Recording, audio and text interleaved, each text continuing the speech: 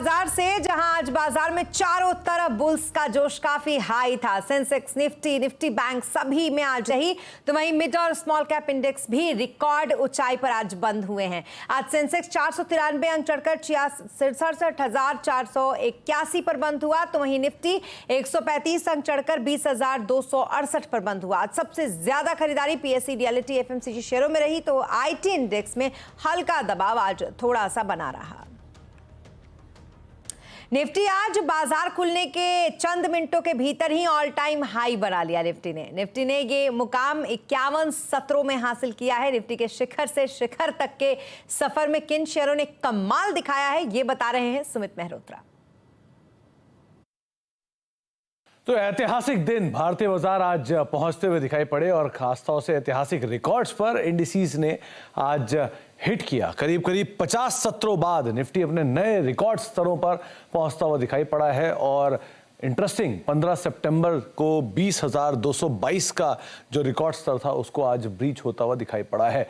इस ड्यूरेशन में कई सारे उतार चढ़ाव भी थे। एफआईएस की लगातार बिकवाली भी रही है, लेकिन डीआईएस को सपोर्ट करते रहे हैं। 50,000 करोड़ रुपए के आसपास की खरीदारी डीआईएस की तरफ से आते हुए दिखाई पड़ी है। इस सफर को अगर देखा जाए तो इस ड्यूरेशन में mid cap index, small cap index ने करीब पूरा योगदान दिया है। 4.5% का मिड कैप इंडेक्स में उछाल और रफली 10% का एक उछाल स्मॉल कैप इंडेक्स में आता हुआ दिखाई पड़ा है। और इस पूरी ड्यूरेशन में एक शानदार तेजी रही। रियल्टी इंडेक्स में करीब 20% की, ऑटो इंडेक्स 6.5% ऊपर, ऑयल एंड गैस 5% की तेजी यहां देखने को मिली। हेल्थ केयर और फार्मा 2.5 से लेकर 3.5% तक का उछाल यहां पर भी आता हुआ दिखाई पड़ा। लेकिन इस ड्यूरेशन के अंदर कुछ नाम जो कि थोड़े पिछड़ भी गए हैं, इसमें से बैंक 3.5% नीचे रहा और आईटी यानी कि दोनों प्रोमिनेंट सेक्टर 2.5 से लेकर 3.5% इस ड्यूरेशन के अंदर पिछड़ते हुए दिखाई पड़े। बात करेंगे क्लाइमेट चेंज यानी कि COP28 की, और इस वक्त दुबई में प्रधानमंत्री नरेंद्र मोदी COP28 के जो ओपनिंग सेशन है उसको संबोधित कर रहे हैं, तो चलिए सुनते हैं सीधे प्रधानमंत्री मोदी को। बढ़ते रहेंगे। फ्रेंड्स, भारत ने अपनी G20 प्रेसिडेंसी में one earth, one family, one future की भावना के साथ क्लाइमेट के विषय को निरंतर महत्व दिया है। सस्टेनेबल फ्यूचर के लिए हमने मिलकर ग्रीन डेवलपमेंट पैक्ट पर सहमति बनाई। हमने लाइफस्टाइल फॉर सस्टेनेबल डेवलपमेंट के सिद्धांत तय किए।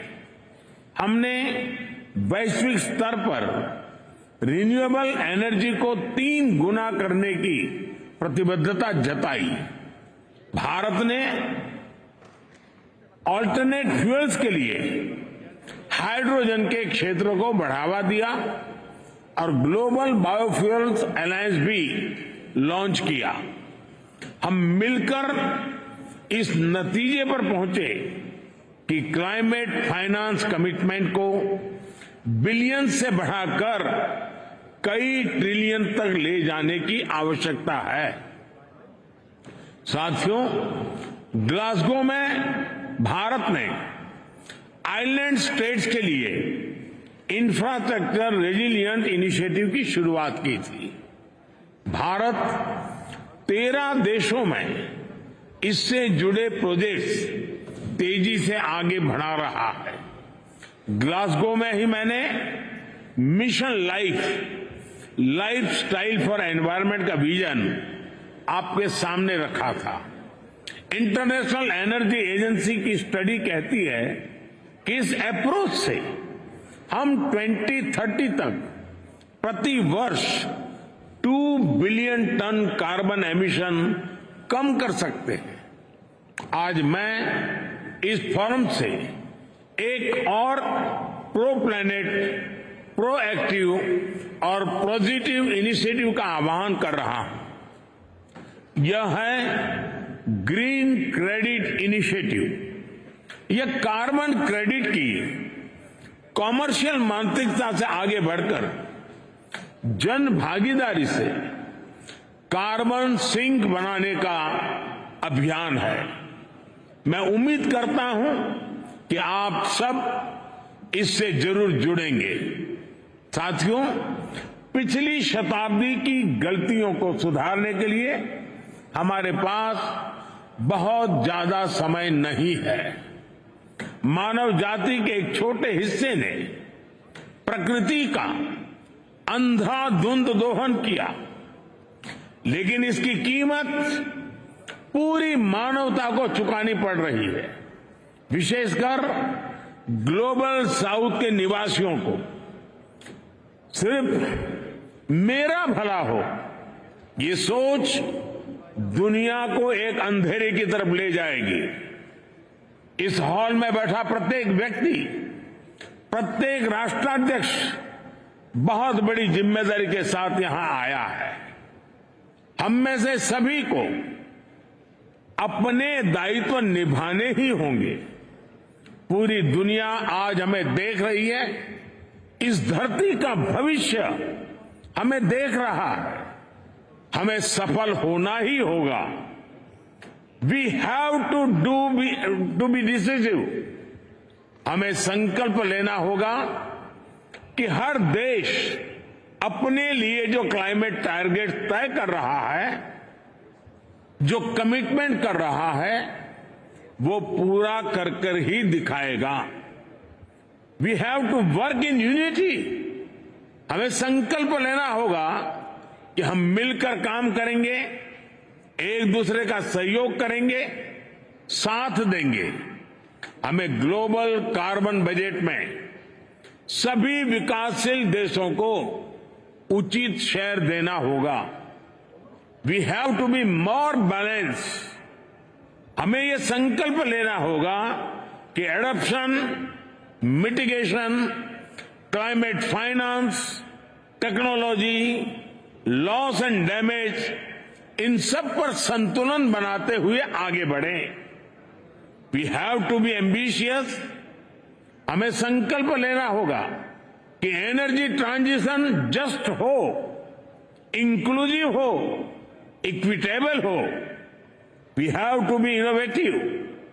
हमें यह संकल्प लेना होगा कि इनोवेटिव टेक्नोलॉजी का लगातार विकास करें, अपने स्वार्थ से ऊपर उठकर दूसरे देशों को टेक्नोलॉजी ट्रांसफर करें, क्लीन एनर्जी सप्लाई चेन को सशक्त करें। Friend, Bharat UN framework for climate change process के प्रति प्रतिबद्ध है।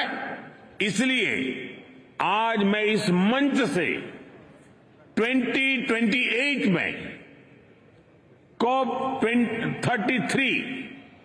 2028 में COP 33 समिट को भारत में होस्ट करने का प्रस्ताव भी रखता हूं। मुझे आशा है कि आने वाले 12 दिनों में ग्लोबल स्टॉक टेक की समीक्षा से हमें सुरक्षित और उज्जवल भविष्य का रास्ता मिलेगा। कल लॉस एंड डैमेज फंड को ऑपरेशनलाइज करने का जो निर्णय लिया गया है, उससे हम सभी की उम्मीद और बड़ी है। मुझे विश्वास है यूएई की मेजबानी में ये COP 28 समिट सफलता की नई ऊंचाई पर पहुंचेगी। मैं मेरे brother his highness Sheikh Mohammed bin Zayed और संयुक्त राष्ट्र संघ के secretary general his excellency Guterres को मुझे ये विशेष सम्मान देने के लिए विशेष रूप से आभार व्यक्त करता हूं। आप सभी का बहुत बहुत धन्यवाद। श्री नरेंद्र मोदी को आप सुन रहे थे। COP 28 की ये मीटिंग है जो कि दुबई में हो रही थी और उन्होंने ग्लासगो में जो बातें कही थी उसको एक बार फिर से यहाँ पर दोहराया है और दोहराते हुए ये कहा है कि सबको अपनी जिम्मेदारी लेनी ही होगी। खास करके प्रधानमंत्री का जो टारगेट होता है वो उन विकसित देशों की तरफ होता है जो विकसित देश ज्यादा से ज्यादा कार्बन उत्सर्जन करते हैं, क्योंकि प्रधानमंत्री लगातार इस बात को कहते रहे हैं कि जो विकासशील देश है उनका जो योगदान है जलवायु के इस तरीके से बिगड़ने और परिवर्तन में बेहद कम है और जो विकसित राष्ट्र है उनका ज्यादा है। इसलिए उन्होंने यहाँ पर ग्रीन क्रेडिट इनिशिएटिव की भी बात कही है, जिससे सभी देश को यानी कि जितने भी राष्ट्र हैं उसको इसमें इनिशिएटिव लेना पड़ेगा। हर किसी को अपनी जिम्मेदारी समझनी होगी। ये बार बार उन्होंने दोहराया और भारत की जो प्रतिबद्धता है इसके प्रति वो भी उन्होंने एक बार फिर से क्लियर कर दिया है। इसके साथ ही एक बड़ी बात उन्होंने ये यहां पर कही है कि COP 33 की मीटिंग जो है वो 2028 में भारत में करने का प्रस्ताव वो यहां पर रखेंगे। अब दुबई से फर्स्ट पोस्ट की मैनेजिंग एडिटर पलकी शर्मा इस वक्त हमारे साथ जुड़ गई हैं। पलकी जी, COP 28 में क्या कुछ बड़ी बातें इस वक्त चल रही है क्लाइमेट चेंज को लेकर? ये अब तक का सबसे बड़ा कॉप समिट है। करीब 70,000 डेलीगेट्स 200 देशों और रीजन से यहाँ पे दुबई में एकत्रित हुए हैं। तो उनका अपना कार्बन फुटप्रिंट जो है, एमिशंस जो है, वही काफ़ी ज़्यादा है। अगर हम आपने ग्लासगो का नाम लिया तो ग्लासगो के कंपैरिजन में करीब दुगने लोगों की संख्या हमें यहाँ देखने को मिली है। बहुत बड़ा state of the art infrastructure Dubai और यूएई सरकार ने तैयार किया है सभी देशों के नेताओं को होस्ट करने के लिए। 140 वर्ल्ड लीडर्स यहाँ पे हैं। तो 12 दिसंबर तक बहुत सी बातें चलेंगी, बहुत से प्रस्ताव रखे जाएंगे, पर सबसे बड़ा मुद्दा जो हर कॉप में होता है वो होता है क्लाइमेट फाइनेंसिंग का, कि अगर हमें ग्रीन एनर्जी, ग्रीन ट्रांजिशन करना है तो उसका पैसा कहाँ से आएगा। जो विकासशील देश हैं वो किस तरह से अपनी पॉलिसी इस तरह बनाएं कि क्लाइमेट चेंज का खामियाजा तो वो भुगतते हैं, पर क्लाइमेट चेंज को कम करने के लिए वो किस तरह से योगदान कर सकते हैं। तो ये सबसे बड़ा पॉइंट है। पिछले वर्ष इजिप्ट में COP27 में एक क्लाइमेट फंड प्रॉमिस किया गया था, पर उस पर बहुत ज्यादा काम नहीं हुआ है। जो $100 बिलियन का क्लाइमेट फंड की बात हुई थी, तो साल दर साल हम देखते हैं कि उसका 25% भी विकसित देश जो है वो नहीं दे पा रहे हैं। और ये सबसे बड़ा मुद्दा है। आज प्रधानमंत्री ने अपने भाषण में कहा, आपने सुना, कि क्लाइमेट फाइनेंस कमिटमेंट को बढ़ाना होगा। अब बिलियंस से काम नहीं चलेगा, ट्रिलियंस ऑफ डॉलर्स की आवश्यकता है क्लाइमेट एक्शन को साकार करने के लिए। लॉस एंड डैमेज फंड की बात की जा रही है। जो विकसित देश हैं, जो हिस्टोरिकल एमिटर्स जिनको कहा जाता है, कि पिछले 100-150 साल में अगर देखें तो जिन देशों की पॉपुलेशन सिर्फ 12% है दुनिया की, उनके एमिशंस 50% से भी ज्यादा हैं। और इसलिए ये उनकी रिस्पॉन्सिबिलिटी है कि क्लाइमेट एक्शन को वो फंड करें। और यही आर्ग्यूमेंट रहा है। और इसलिए भी भारत का जो रोल है वो बहुत अहम हो जाता है, क्योंकि भारत को एक ग्लोबल साउथ के नेतृत्व के रूप में देखा जाता है भारत का रोल। और प्रधानमंत्री मोदी ने बार बार यही कहा कि यूनिटी के साथ सबको अपनी जिम्मेदारी निभाने की जरूरत है। और यही भारत का पिच रहा है हमेशा। प्रधानमंत्री मोदी ने क्लाइमेट फाइनेंसिंग पे खासा जोर दिया है अभी। जी, बहुत शुक्रिया तमाम डिटेल्स के लिए आपका पल के लिए। और 5 राज्यों में अब विधानसभा चुनाव के एग्जिट पोल आ चुके हैं। चुनाव के नतीजों का इंतजार है, चुनाव नतीजों का बाजार को भी इंतजार है। मार्केट और इलेक्शन का क्या है कनेक्शन, आज आवाज अड्डा में इसी पर करेंगे बड़ी चर्चा, शाम 7:57 पर।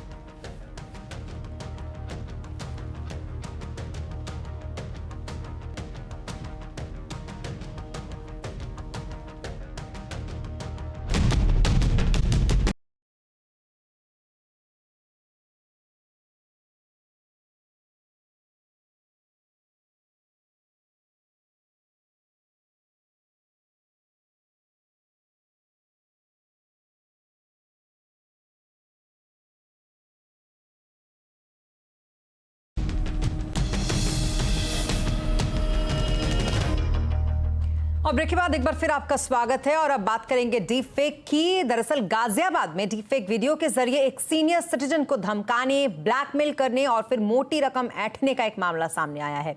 इसमें यूपी के एक रिटायर्ड आईपीएस अधिकारी का चेहरा इस्तेमाल किया गया है। इसके चेहरे के इस्तेमाल के साथ ही डीप फेक वीडियो उनका बनाया गया। देखिए आलोक प्रियदर्शी की रिपोर्ट। आर्टिफिशियल इंटेलिजेंस की मदद से सेलिब्रिटीज के डीप फेक वीडियो के बाद अब साइबर क्राइम के लिए डीप फेक का मामला गाजियाबाद में सामने आया है। फ्रॉड्स ने उत्तर प्रदेश के एक रिटायर्ड आईपीएस ऑफिसर का डीप फेक वीडियो बनाकर एक सीनियर सिटीजन से करीब 75,000 रुपए ऐंठ लिए। पीड़ित की बेटी ने मामला पुलिस थाने में दर्ज कराया है। सिस्टर ने मेरे को कॉल किया था, पापा किसी प्रॉब्लम में चल रहे हैं। जब वो आए हैं मेरे पास, फिर मैंने उनका मोबाइल लिया तो इतने संजय का कॉल आया। संजय का कॉल मैंने पिक किया, मैंने बात करने की कोशिश करी उससे, तो वो अरविंद शर्मा जी से ही बात करना चाहता था, मुझसे बात करने के लिए मना कर रहे थे। तो उन्होंने मुझे बताना मुनासिब नहीं समझा। फिर बोले कि मुझे तो अरविंद शर्मा जी से ही बात करनी है। फिर मैंने अपने टोन में बात करना शुरू किया, फिर उन्होंने सॉरी कहकर फोन कट कर दिया। पीड़ित व्यक्ति एक प्राइवेट कंपनी में अकाउंटेंट का काम करते हैं और अकेले गाजियाबाद के राजनगर एक्सटेंशन में रहते हैं। उन्होंने हाल ही में स्मार्टफोन खरीदा था और फेसबुक इंस्टॉल किया था। गलती उनकी सिर्फ इतनी थी कि उन्होंने एनोनिमस फ्रेंड रिक्वेस्ट एक्सेप्ट कर लिया। इससे उन्हें न्यूड फेसबुक कॉल आई और वो अपराधियों के ट्रैप का शिकार हो गए। दिनांक 27 नवंबर को वादिया मोनिका शर्मा जी के द्वारा एक सूचना प्राप्त हुई कि उनके पिता के साथ कुछ लोगों के द्वारा वीडियो कॉल करते हुए पुलिस अधिकारी बनकर धमकाया गया तथा उनसे 74,000 रुपयों का हस्तांतरण करा लिया गया। उक्त के संदर्भ में तत्काल ही तहरीर प्राप्त करके सुसंगत धाराओं में अभियोग पंजीकृत किया गया है। घटना के अनावरण हेतु टीम गठित की गई है। इसमें साइबर सेल का भी सहयोग लिया जा रहा है। शीघ्र ही घटना का अनावरण किया जाएगा।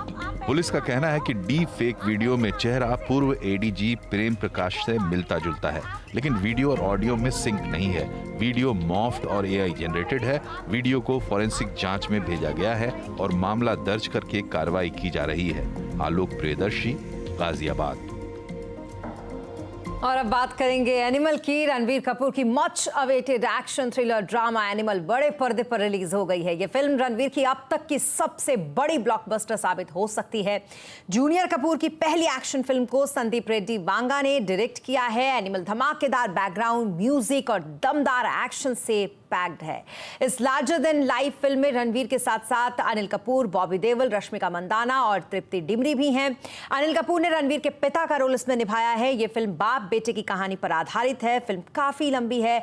इसकी लेंथ की अगर बात करें तो ये 3 घंटे 23 मिनट की है, मगर फिल्म में रणबीर का बेहतरीन काम दर्शकों और क्रिटिक्स दोनों की वाहवाही लूट रहा है। फिल्म का सबसे जो एक्स फैक्टर है वो रणबीर कपूर ही है। मतलब उसने दिल जीत लिया, मतलब कुछ अलग ही हटके रोल किया है। बाप के लिए बेटे का क्या जुनून होना चाहिए ना, वो देखना चाहिए इस फिल्म के अंदर। This is the only film which I have come first day first show and I loved each and every sequences, especially for Sandeep Reddy sir. वहीं दूसरी तरफ आज विकी कौशल की सैम बहादुर भी रिलीज हो गई है। मेघना गुलजार के डायरेक्शन में बनी फिल्म में विकी के साथ फातिमा, सना शेख, सनाया मल्होत्रा, मोहम्मद जिशान अयूब इसमें हैं। फिल्म भारत पाकिस्तान युद्ध के दौरान भारतीय सेना के सेना अध्यक्ष और भारतीय सेना के फील्ड मार्शल रहे सैम मानेकशॉ के ऊपर आधारित है। दूसरे विश्व युद्ध से लेकर बांग्लादेश के बनने तक मानेकशॉ के पूरे सफर को इस फिल्म में दिखाया गया। इस फिल्म की सबसे बेहतरीन खासियत है विकी कौशल की एक्टिंग। और इसी के साथ इस बुलेटिन में फिलहाल इतना ही, लेकिन खबरों पर लगातार अपडेट के लिए आप बने रहे CNBC आवाज के साथ।